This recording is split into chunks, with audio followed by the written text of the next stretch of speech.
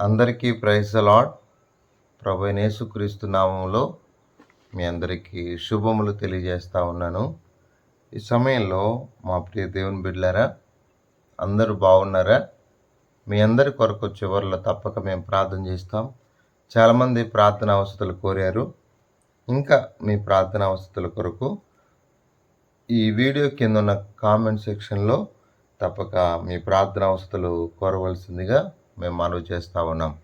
రండి, ఈ సమయంలో కొరింథీయులకు రాసిన 2వ పత్రిక 12వ అధ్యాయం 9వ వచనం, నా కృప నీకు చాలును.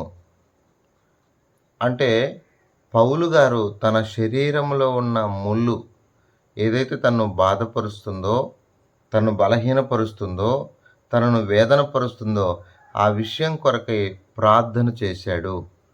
ముమ్మారు ప్రార్థన చేశాడు. మనం కూడా చూడండి, ఏదైనా మనకు సమస్యగా ఉందనుకోండి, దాని విషయమే ప్రార్థిస్తూ ఉంటాం. సేవకులారా, పరిశుద్ధులారా, తప్పక మనం ఏం చేస్తాం? అది తొలగిపోవాలని మనం కోరుకుంటాం. పరిచర్యలో ముందుకెళ్ళనీయకుండా, సేవలో ముందుకెళ్ళనీయకుండా, ఆటంకకరంగా ఒక అడ్డుబండగా మారిపోయే విషయాలు ఎన్నో మన జీవితంలో ఉండొచ్చు. ఉండవని నేను చెప్పను. కాబట్టి ఇప్పుడు ఈయన జీవితంలో కూడా ఒక ముళ్ళు ఉంది. ఆ ముళ్ళు తొలగించమని ప్రభుకు ప్రార్థించాడు. అలాంటి పరిస్థితుల్లో మాత్రం నా ప్రియ స్నేహితులారు గమనించండి, అలాంటి పరిస్థితుల్లో దేవుడు చెప్తున్న మాట, నా కృప నీకు చాలు. ఎందుకని అంటే కృపకి ఎంత ప్రాముఖ్యత ఉంది చూడండి. అన్ని సమయాల్లో సరిపోయింది ఏంటంటే కృప. అన్ని పరిస్థితుల్లో మనకు సరిపోయింది ఏంటంటే దేవుని కృప. దేవుని కృప మనకు చాలా అత్యున్నతమైన విషయం మనకు అర్థమవుతుంది. బలహీనతల్లోనూ, ఇబ్బందుల్లోనూ, శోధనలోనూ, ప్రతి విధమైన పరిస్థితుల్లోనూ, అన్నిటిల్లో కూడా మనకు అవసరమైంది ఏమంటారు అంటే, ఇప్పుడు పౌలు గారి జీవితంలో పౌలు గారికి ఆయన బలహీనతల్లో, ఆయన బాధల్లో, ఆయన ఉపద్రవంలో తోడుగా ఉండేది ఏంటంటే దేవుని కృప. అందుకే ప్రకటన గ్రంథంలో మీరు గుర్తుపెట్టుకోండి, ప్రకటన గ్రంథంలో 22వ అధ్యాయం 21 చివరి వచనం, కృపతోని పరిశుద్ధులందరికీ యేసుక్రీస్తు వారి కృప తోడై ఉండును గాక అని ఉంటుంది. కృపతోనే ముగించబడింది. అంటే పరిశుద్ధులకి ఏమవసరం అంటే కృప అవసరం.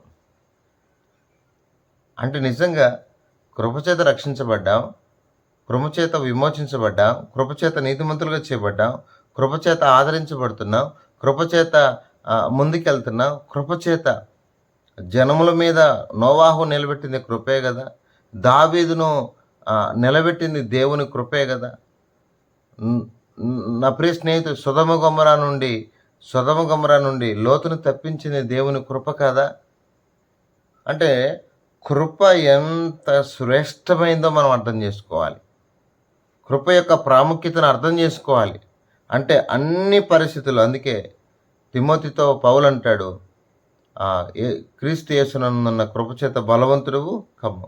అంటే ఈ కృప మానవుని ఏం చేస్తుందంటే బలపరుస్తుంది అనమాట, బాగా బలపరుస్తుంది. అంటే ఇక్కడ మనం ఆలోచించాల్సిన విషయం ఏంటంటే, మానవునికి దేవుని కృప చాలా ప్రాముఖ్యమైంది. అది ఉంటే చాలు. ఎందుకంటే దౌర్భాగ్యమైన మన జీవితాలను ఇంతవరకు మనం ఈ భక్తి జీవితంలో కొనసాగమంటే మన శక్తి, మన జ్ఞానం కాదండి. ఈ మాటలు వింటున్న ప్రియ స్నేహితులారా, మన శక్తి, మన జ్ఞానం కాదు తమ్ముడు. ఇది కేవలం దేవుని దయ వల్ల, ఆయన దయ వల్ల మాత్రమే ఇంతవరకు మనం ముందుకెళ్తున్నాం. అర్థమైందని ఇప్పుడు నేనున్నాను ఆయన దయ వల్ల, ఆయన కృప వల్లే. ఆయన కృప లేకపోతే నేనేం చేయగలను? ఆ కృప అనేక అపరాధములను క్షమించి నీతిమంతులుగా మార్చింది కదా, ఆ కృపే కదా. రోమా 5వ అధ్యాయంలో చూస్తాం, ఆ కృప బాహుల్యమే కదా, ఆ కృప దానమే కదా. లేకపోతే మన బ్రతుకులు ఏ పాటివి? నా బ్రతుకు ఏ పాటిది చెప్పండి. సరే, మనం ముందుకెళ్దాము. నా ప్రియ స్నేహితులారా, ఈ కృపగల దేవుడు ఎలాంటి వాడో నేను బైబిల్లోంచి కొన్ని ఆధారాలు మీకు చెప్పడానికి ప్రయత్నం చేస్తాను. నిర్గమకాండం 34వ అధ్యాయము 6వ వచనం గిన మనం చదివితే, నిర్గమాకాండం 34:6. విస్తారమైన కృపగల దేవుడు, కృపాసత్యములు గల ఈయన ఎవరు అంటే విస్తారమైన కృపాసత్యములు గల దేవుడు. నెహెమ్యా గ్రంథం 9వ అధ్యాయంలో కూడా ఉంటుంది. 19వ వచనంలో, ప్రియమైన దేవుని బిడ్డలారా, ఆయన ఎడారిలో ప్రజలను తొడుకొచ్చేటప్పుడు విస్తారమైన కృప గలవాడు అని రాస్తుంటుంది. ఈయన ఎవరంటే విస్తారమైన కృప కలిగిన వాడు, కృపాసత్యములు కలిగిన వారు. నా ప్రియ దినవృత్తాంతం మొదటి గ్రంథం 21వ అధ్యాయంలో గిన మనం చూస్తే, నా ప్రియ స్నేహితుడు 13వ వచనంలో మహాకృప గలవాడు అంటే అంటే దావీదు గారు అంటారు, నేను ఇరుకులో ఉన్నాను, ఇరుకులో ఇరుక్కొని పోయాను, ఆయన మహాకృప గలవాడు, ఆయన చేతిలో పడితే చాలు. అర్థమైందా? ఆయన మహాకృప గలవాడు అన్న విషయం దావీదు అర్థం చేసుకున్నాడు. అర్థమైందా? ఇర్మియా గారు రాసిన విలాప వాక్యముల్లో మాత్రం చూడండి, యెహోవా కృప గలవాడు, ఆయన వాత్సల్యత ఎడతెరి నిలుచున్నది, అందుకే మనము నిర్మూలము కాకున్న వారం. నిజంగా ఈరోజు నిర్మూలం కాకుండా భూమి మీద ఉన్నామంటే ఆయన ఎంతో మహా విస్తారమైన కృప గలవాడండి. అర్థమవుతుందా స్నేహితులారా? కాబట్టి ఈ భూమి మీద మానవునికి కృప ఎంత అవసరమో మనకు అర్థమవుతుంది. కృప ఎంత శ్రేష్టమైందో, ఎంత ప్రాముఖ్యమైందో అర్థమవుతుంది. అర్థమైందా? ఎందుకంటే ఈ భూమి మీద మనల్ని అందుకే 94వ కీర్తన 18వ చరణంలో, నా కాలు జారినని అనుకుంటుని కృప నన్ను బలపరిచిన ఉంటుంది. అర్థమవుతుందా? అవును.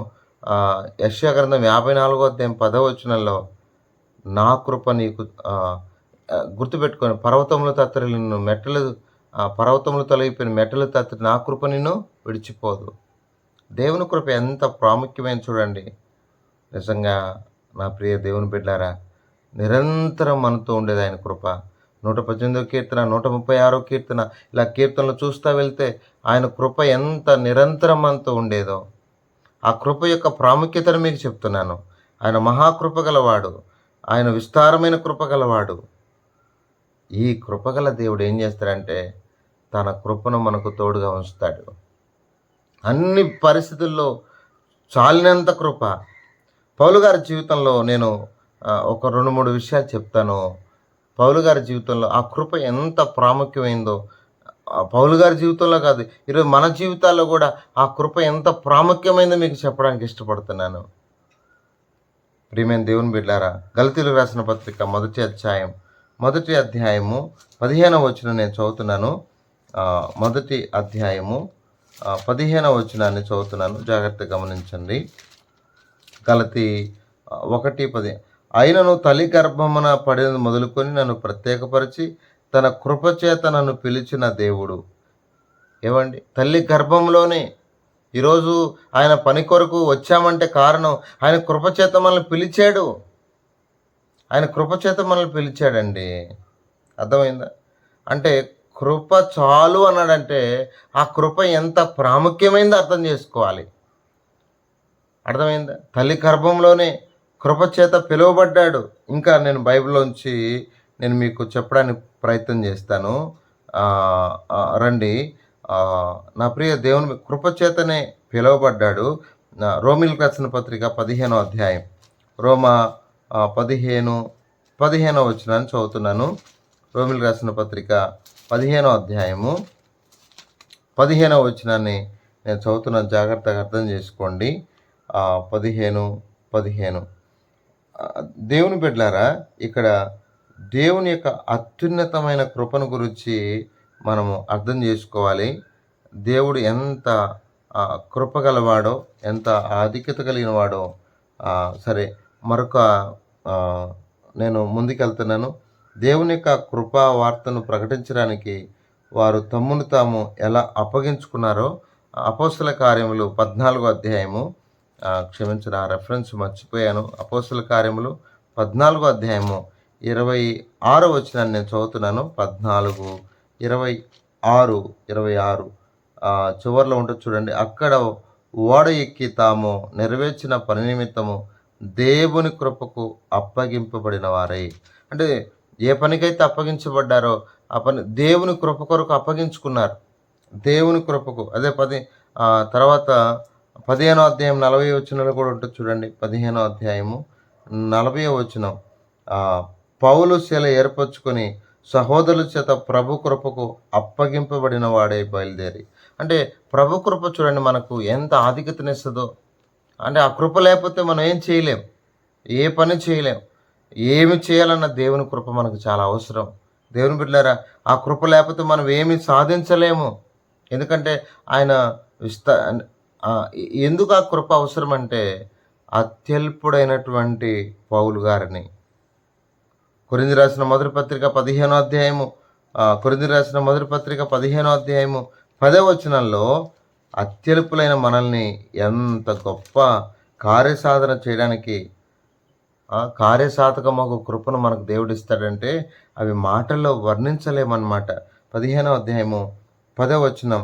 అయినను నేనేమై ఉన్నానో అది దేవుని కృప వల్ల అయి ఉన్నాను, మరియు నాకు అనుగ్రహింపబడిన ఆయన కృప నిష్ఫలం కాలేదు, కానీ వారందరికంటే నేను ఎక్కువ ప్రయాసపడింది నేను కాదు, నాకు తోడైన దేవుని కృప. అర్థమవుతుందా? ఈరోజు మనం ఏమన్నా అయి ఉన్నాము అంటే అది దేవుని వలనే అయి ఉన్నాం. అర్థమవుతుందా? ఎఫెసీ 3వ అధ్యాయము 11వ వచనంలో అత్యల్పుడైనటువంటి ఆయన్ను దేవుడు ఎంత చక్కగా వాడుకున్నాడంటే అని చెప్తాడు. ఎఫెసీ 3వ అధ్యాయము 11వ వచనం చదువుతున్నాను. అక్కడ రాసుంది కింద, పరిశుద్ధుల్లో అత్యల్పుడైన నాకు ఈ కృప అనుగ్రహించెను. అంటే ఆ కృప ద్వారానే పౌలు గారు ముందుకెళ్తున్నారు. నేను ఏమై ఉన్నానో దేవుని కృప వల్ల అయి ఉన్నాను. ఈ భూమి మీద నేను ఏమై ఉన్నానో. అందుకే నా ప్రియ స్నేహితులారా, హెబ్రీ 12:28 రాస్తుంది, ఆ కృప కలిగి వినయ భయభక్తులతో దేవునికి ప్రీతికరమైన సేవ చేయి.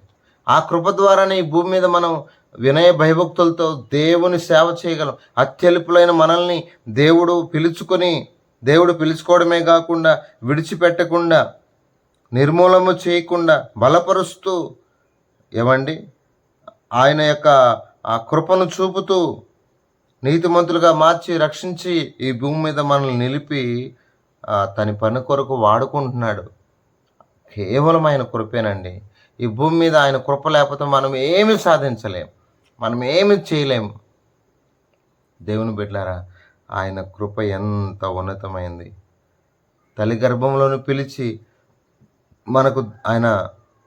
మనకున్న పరిమితిని బట్టి, సామర్థ్యాన్ని బట్టి కృపనిచ్చి మనల్ని వాడుకుంటున్నాడు ఈ భూమి మీద. అందుకే చెప్పాడు, నువ్వు ఏ పరిస్థితిలో ఉన్నా, నువ్వు బలహీనతలో ఉన్నా, నువ్వు ఏ సమస్యలో ఏ ఇబ్బందుల్లో ఉన్నా, దేవుని కొరకు ప్రయాసపడాలనుకుంటున్నావు, ఏదో ఒకటి అడ్డుబండ నీ జీవితంలో వస్తుంది, అయినా పర్లేదు, నా కృప నీకు చాలు. అన్నీ ఉన్నప్పుడు ఏముంది, అయినా ఏం పర్లేదు, నా కృప నీకు. కాబట్టి దేవుని బిడ్డలారా, దేవుని కృప ఉంటే చాలు. ఈ భూమి మీద నీకేమున్నా లేకపోయినా దేవుని కృప ఉంటే చాలు. ఈరోజు ఆ కృప చేతనే సేవకులైన మేము బతుకుతున్నాం. ఆ కృప చేతనే విశ్వాసులైన అందరూ బ్రతకాలి. ఆ కృప మనందరికీ, పరిశుద్ధులందరికీ తోడై ఉండి నడిపించి తన పని కొరకు మనల్ని వాడుకొనుగాక. ప్రార్థన చేస్తాం. పరిశుద్ధుడైన తండ్రి, మీరు ఇచ్చిన ఈ మంచి తలంపుల కొరకు స్తుతిస్తున్నాం. ఘనమైన దేవ, నిన్ను స్తుతిస్తున్నాం. ఘనమైన కార్యములు చేయదేవా, నీకు స్తోత్రాలు. నిజమే ప్రభువా, నాయన కృప ఎంత మహోన్నతమైందో. నా కృప నీకు చాలునని చెప్పిన దేవా, ఆ కృపను మమ్మల్ని భద్రపరిచేందుకు స్తుతిస్తూ, మా ప్రియులు కూడా కొంతమంది ప్రార్థన అవసరాలు కోరుతూ వచ్చారు. వారి కొరకు ప్రార్థన చేస్తున్నాం. రవీంద్ర నాదన కుటుంబానికి కొరకై ప్రార్థన చేస్తున్నాం. మీరు ఆదరించండి, సాయం చేయండి దేవా. అంత మాత్రమే కాదు తండ్రి, మరి సుకన్య యొక్క కుటుంబం కొరకై సాతాను సంబంధమైన వాటిని తొలగించండి. చెల్లి శార కుటుంబాన్ని ఆదరించండి నా తండ్రి. డ్యాని కొరకు, సోదరి కొరకు, తన రక్షణ వివాహం కొరకు ప్రార్థన చేస్తున్నాం. సౌడు సీను పాల్ అని కొరకు ప్రార్థన చేస్తున్నాం. డ్రైవింగ్ లైసెన్స్ కొరకై సాయం చేయని కోవిడ్లో ఉన్నాడు. ప్రభు కొంతమంది ఇంకా చాలా మనవులు కోరుతూ సుబ్బారావు గారు తండ్రి, మరి ఎవరో అమౌంట్ తీసుకొని మోసం చేశారని వింటున్నాం. మీరు కనికరించండి, సాయం చేయండి. ఇక మా ప్రియులందరి కొరకు ప్రార్థన చేస్తూ వారి అక్కర్ల అవసరతలను తీర్చి మీరే మహిమ పొందమని యేసు పరిశుద్ధ నామంలో ప్రార్థన చేసి అడిగి వేడుకొనుచున్నాము తండ్రి. ఆమేన్.